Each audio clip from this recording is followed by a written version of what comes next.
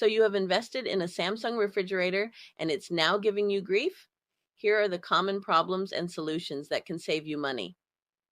Today, we are going to learn about two common problems that you could be faced with. Number one, your ice maker is not working right. Samsung is known for having ice maker issues, and this can be a few things that can be done. But to start, change out your filter. A filter can be clogged and affect ice production. Number two, your fridge is leaking water. It could be leaking on the outside or inside. This is normally caused by a clogged defrost drain, which can create water backing up and leaking outside the fridge.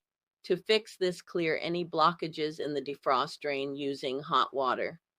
Samsung are known for innovation and being very beautiful. To get the other 8 tips, please click on the link below.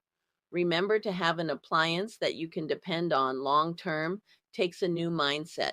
To learn what that is, let's connect. We are here to help with all of your appliance issues. To get more tips like this, share and comment on what appliance you need help with.